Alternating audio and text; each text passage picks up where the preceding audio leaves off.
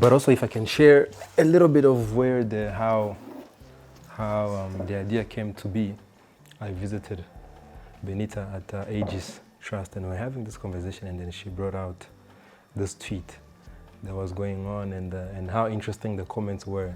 The tweet was, "Who makes the bed? Yango nindu sasa, numugabo cyangwa umugore? Is it a man or a woman who makes the bed?" And then I think that was the interesting reply. But I think there's no principle on that. But what do you think, actually, if I bring you in on that? Sorry? What do you think? No, there's no principle on that. Everyone has to. Yeah, it's not the role of a man or the role of a woman. Buri muntu wese afite uburenganzira bwo gukora. And yes, I'd agree. Ubyutse nyuma ko ari wakawe bikora. Ariko nanone ashobora no kubyuka nyuma nawe hari ibindi bimwirukansa agiye kugira. So ntago rero none hakabaye debate uvuga ngo ninjye wabyutse nyuma ngo ninjye ngomba gusasa.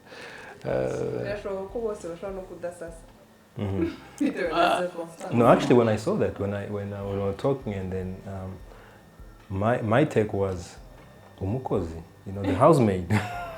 The housemaid should, I mean, if you're busy. That's a good point. Personally, I would not agree with that. I don't like the housemaid in my room. Exactly. Nanje ntago nakifuza ko. There are people who are comfortable with maids cleaning their room and doing that. So. Especially if you like maybe if the couple is busy, if you're really busy, she's really busy, you all like getting out at the house at the same time, running and going to work. I would actually think it's sort of mindset, because you can't be busy. Yeah, that's true. You can't be busy to fail to get 5 minutes to lay your bed, regardless of how busy you are. Yeah. So there are people who easily trust other people. Like, some people, it takes time for a housemaid to even have a conversation with them. Some others are into your life, like deep. So it just depends on how the mindset. Yeah, you can even be laying in your house, but the housemaid will clean your room and. Personally, I would not blame anyone, for having acknowledged the housemaid to lay the bed and the legs, because it's also freedom of choice. If that's how they feel that their home should be, the bed should be laid by a housemaid, I would not blame them for making that choice. There is a reason why they made that choice. However, in my personal thinking and my probably family setup, I believe that my room is sort of wife, husband, private room. So whatever, I think me and my wife should find space. Regardless of how busy we are, we can't fail the 5 minutes to lay our bed. And if it's so tight that we cannot do it that morning, I would rather lock my room, we go to do whatever we're doing, and later in the day. Back. But again, I would not pin it to those who sort of use the housemaids to. No, that's their choice, and they have rights. They have that preference. Yeah. But growing up, who was making your bed? Were you making Mom. your bed? Yeah, always. Oh, growing up, who was making my bed? Of course, at a tender age. Urabizi hari ukuntu abana banyara ku buriri. So little kids normally urinate on beds. And when you do that, you hardly lay your bed. Because everything has to be changed. And I was also one of the victims, up almost to P2. So yeah, I was a victim of that. So I hardly laid my bed. And also, again, it is how you are raised and where you are raised from. People in the village hardly lay their beds. And that was me, not until I reached around P4. It's when my grandma tells me, you know what, David, you have to lay your bed. But again, sometimes because of circumstances, you also jump off and you forget to lay it, and you find it later in the day like that. And of course, by that time, you're so tired, and at a young age, you don't bother. You just dive into your bed the way it is. Yeah, but later as you grow up to approaching secondary school, of course, with the secondary school life, you lay your bed. You don't have anyone to do that. and later as you jump into your university, it is something that now is new. You still lay your bed, and up to now, for me, whoever lays the bed at home, we are okay. But I never blame my wife that you never lay the bed. No, probably there's a reason why she never did so. So if I find it in the messy zone, I work on it and I move out. Yeah.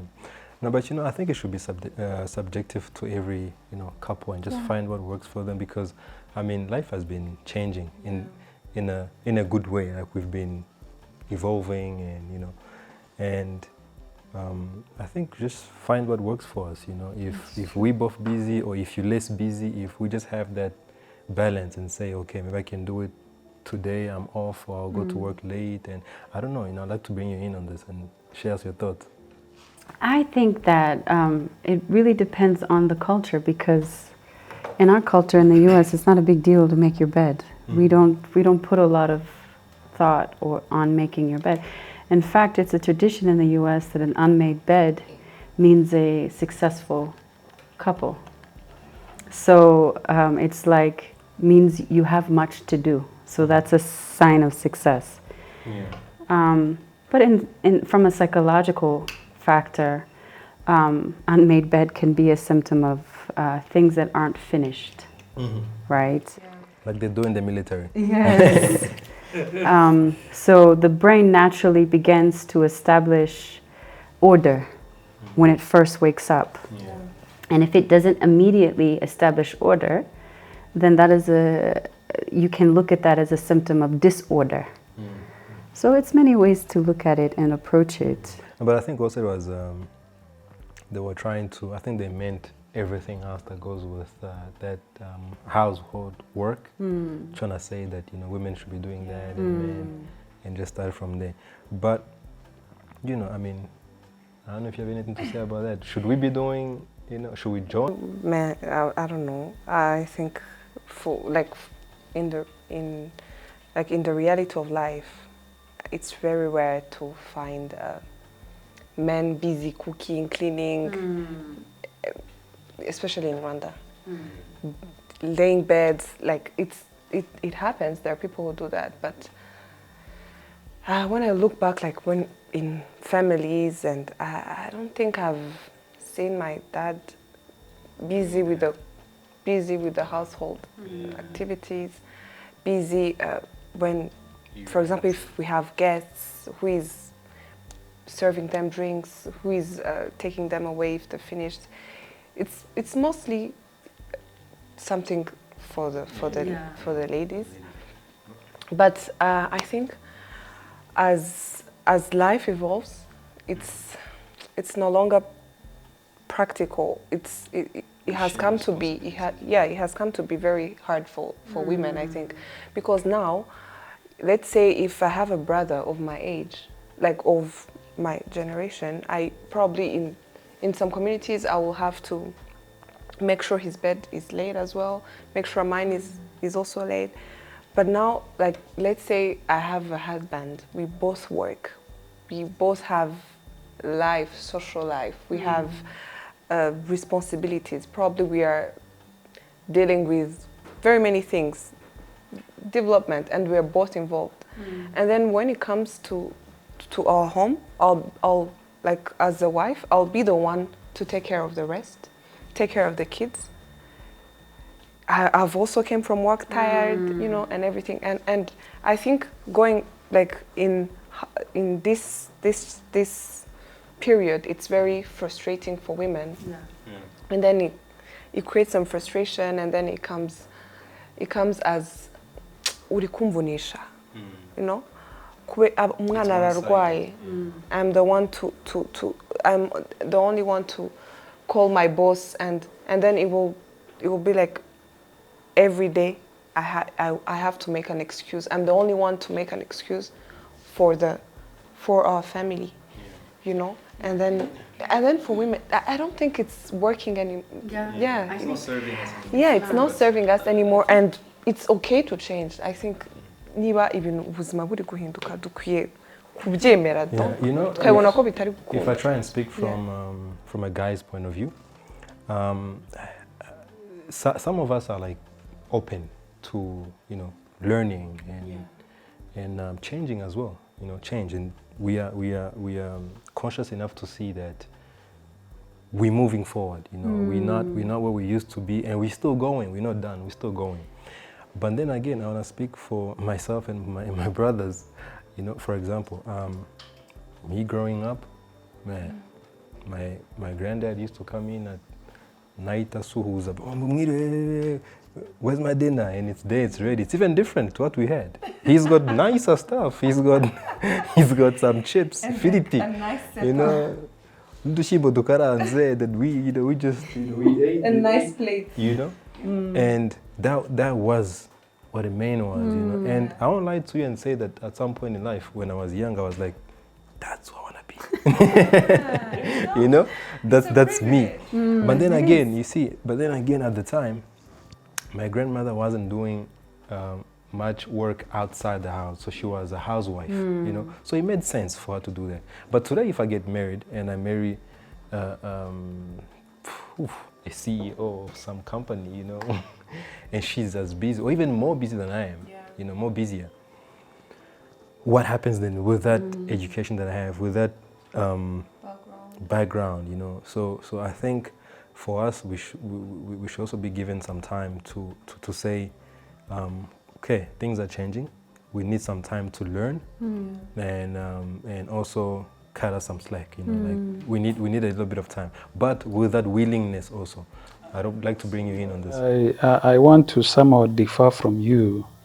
It's not about the position that one is holding, but it's about the family setup. You know, because your wife might not be holding it today, but maybe the wife of your son will be holding that position today. So if you don't train your son today, knowing that work is for everyone, there is no this for a girl, there's no this for a boy. If you're all at home, mopping is normal for a boy, for a girl, it's the same. Waking up and lay your bed as a boy, it's okay. I think so. Again, there's that aspect of you changing from an earlier stage. Even if your wife is not that extra busy, but why do you jump home from work? Yes, your wife stayed at home, and you don't know how much she has done. For you, you think she's just been at home, relaxing, watching TV, but she has done an extra work. And you reach at home, some men feel like the wife should get shoes out of their feet. And this is normal. I mean, when you go for sports, wikuramo inkweto ugashyiramo izindi ukajya muri sport. Kuwa gatanu iyo tugiye muri sport. But that man is thinking also where he was the whole day. He thinks, I was so busy, I'm exhausted, I'm tired. But you're forgetting that she was also so busy. You know, housework is actually very tiresome. It's finding that balance. Sure, it is. I've been staying by myself, man. No, and because gender kubwira, I have worked into this life. I'm a guy who was raised by my grandmother, and so I was the last kid at home. So whether fetching firewood, it is me. Whether fetching water, it is me. If it is cooking, she tells you bring this, bring that. If it is sweeping the compound, it is me. So sometimes I sit and I ask myself, if I've been doing all this work, why should I switch off when I get a wife? You know? And when we bring back to the case of laying the bed, I think we're saying the last person should lay the bed. There's when you... But I agree. This also happens. You know, there's when you jump off to the bathroom. Maybe the wife realizes that you the breakfast is not yet ready. She jumps for breakfast. And at the same time she's preparing breakfast, she's also, after the breakfast, she's also going to go to the bathroom so that she prepares for work. And when you jump back from the bathroom, of course, she also went very fast to make breakfast. If you make a point that she was the last to wake up, that she should make the bed, then you're also wrong. And I'm just trying to... So I think it's how, for me, I look at how do you want your family to be. We are a product of how we are nurtured. That's true.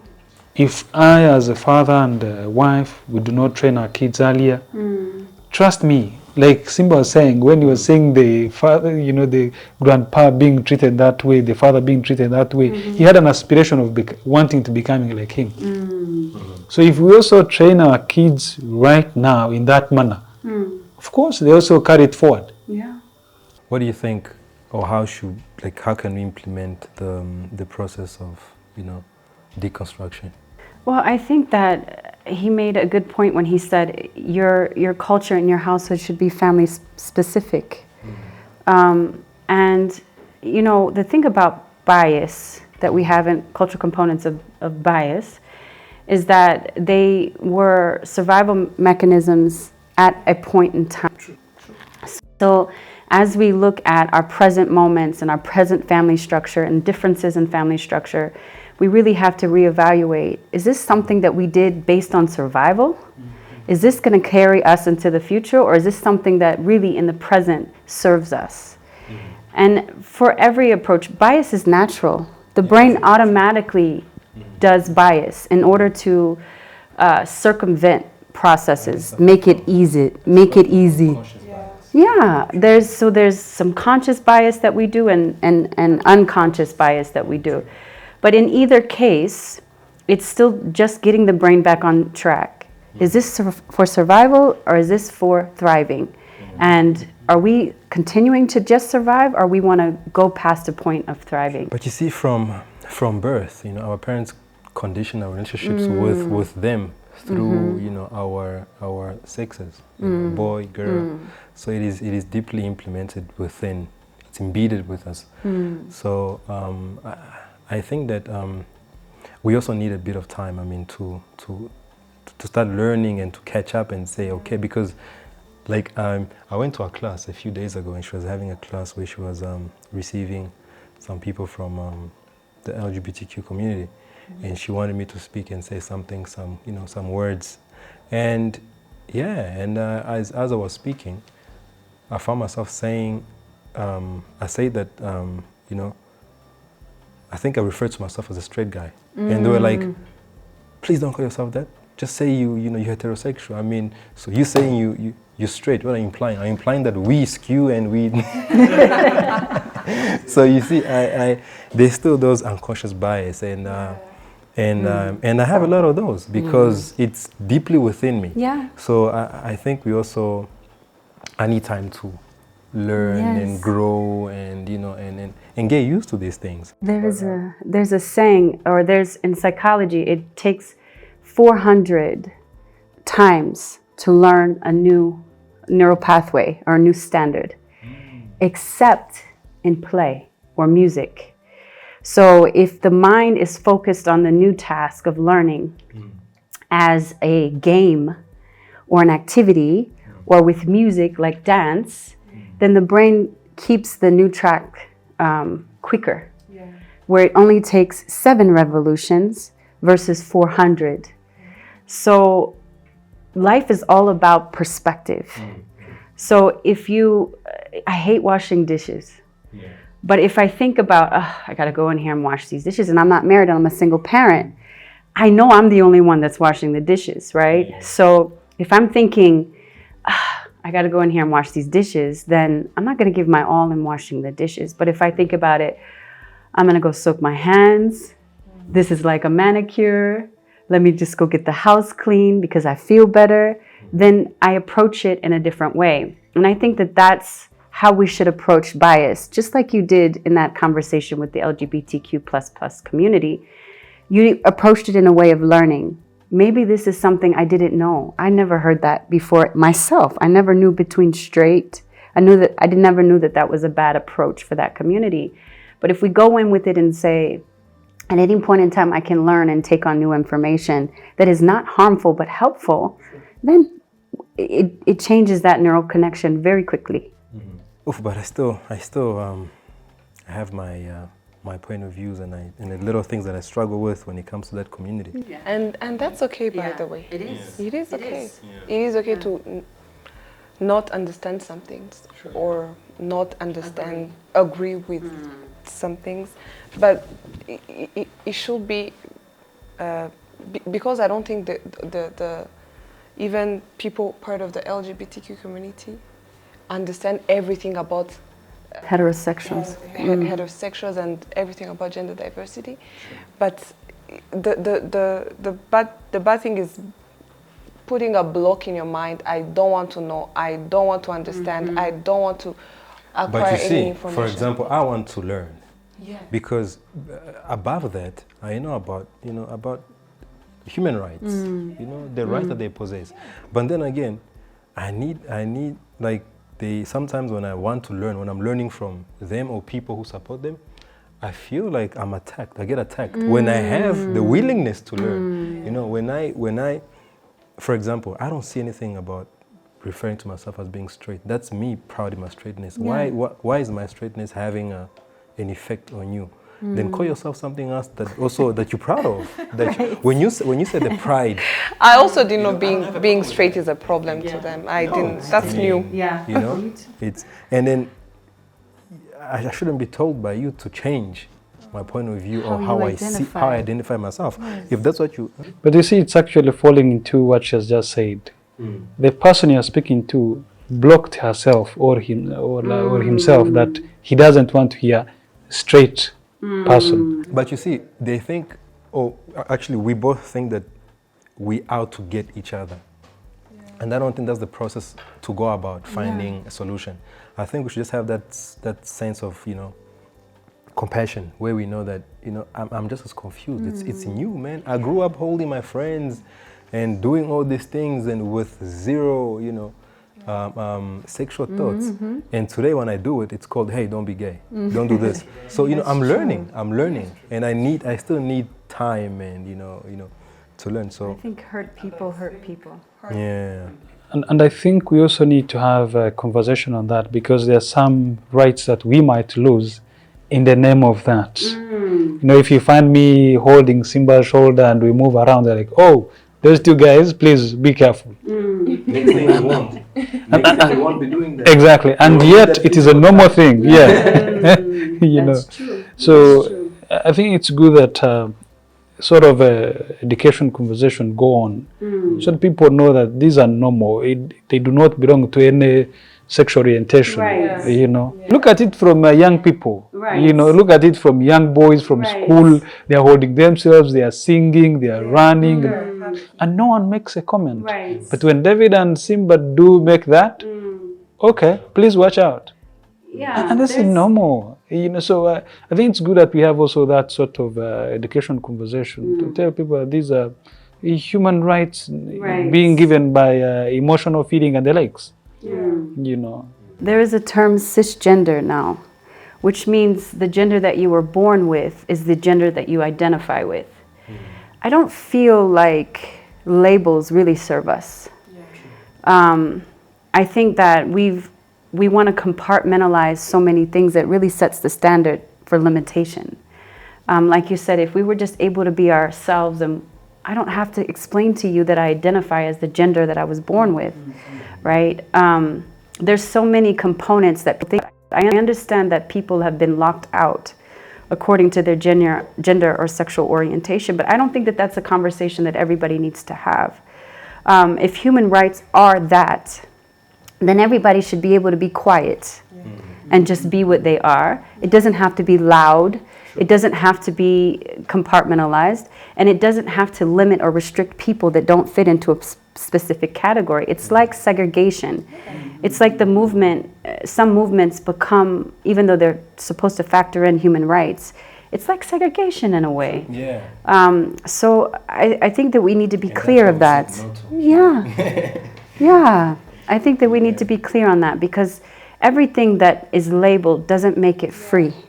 And freedom is there's a difference from freedom and orientation, and it doesn't have to be screamed. This is exactly what I was telling people in the hotel industry, that you see with the current trend of sexual orientation and identity, you might find that I actually put on a trouser and I go into the women's, toilet. But if someone sees you entering there, they tell you, no, hold on, you are lost. This is yours. You see, but you actually don't know who I define myself as. And so just a little bit complimenting on what you're saying, tagging is not the right thing to do. It sort of discriminates, you know, and by the fun enough, if you go to the hotel signage, there's just, you know, a sort of a skirt and a sort of a trouser. But what happens if Benita is to go into that toilet? Because there's a trouser and she's putting on a trouser, where will she go? You see what I'm saying? Where will she go? Because in terms of interpretation of the signs, she should go into the men's. Yeah. And because it is a trouser and she's putting on a trouser. The only label that serves is the humanity. And then it should stop from there. Like, as long as you're a human being, you're as valuable as I am. If you're heterosexual, at the end of the day, we don't even know. We don't even know what people do in their in their bedrooms. We don't. It's an information that really is none of our business. It's very private. So, what I think the only way to go about it is to put humanity first and to know you, any person is as valuable as you are. Right. Yeah, and then from there we could like deconstruct every stereotype that goes with all the labels. Yeah, but it's gonna take some work. You know. I like to think of myself as a critical thinker, but even so, I still suffer because of my, my background, my culture. I still suffer with this unconscious bias. It's not as easy. It's easy said than done. You know, I can say it here and say it this and that, but when I get out there, I just find myself these things coming out of my mouth, or these biases just, So I think communication fuels community and connection.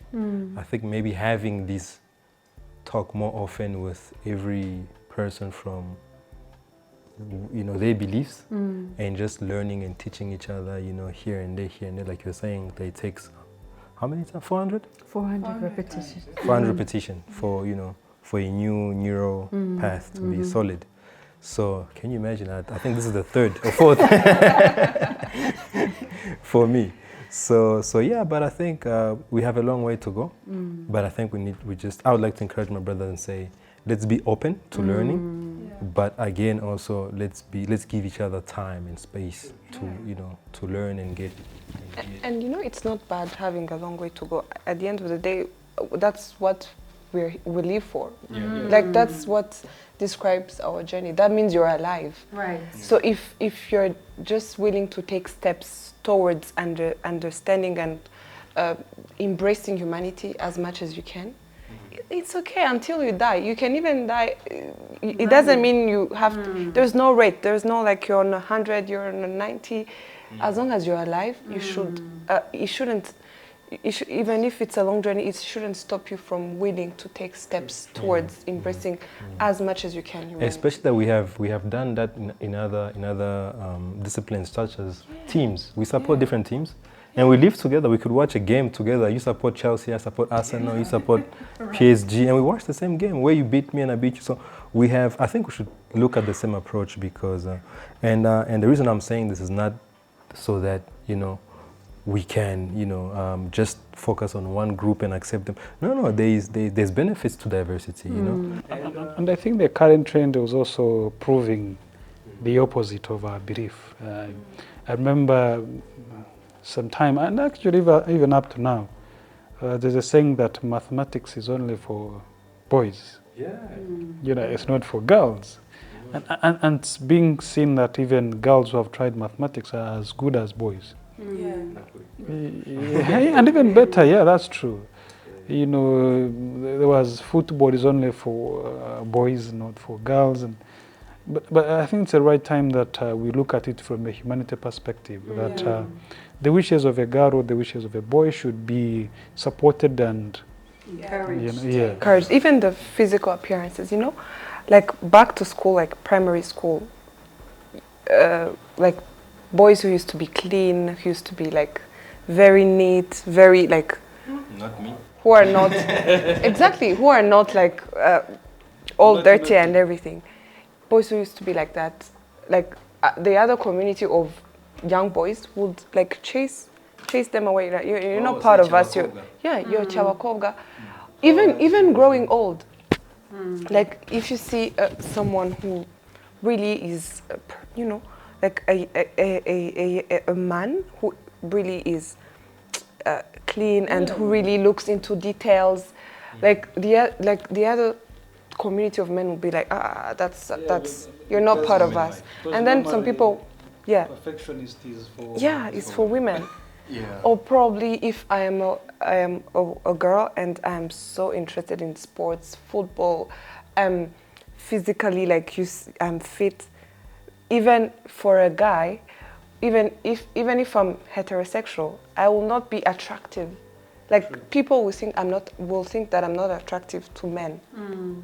And then I'll find myself in a society where I'm not accepted in any. Like how I feel is not how the society perceives me. That's like the bad thing with labels. Like people should be.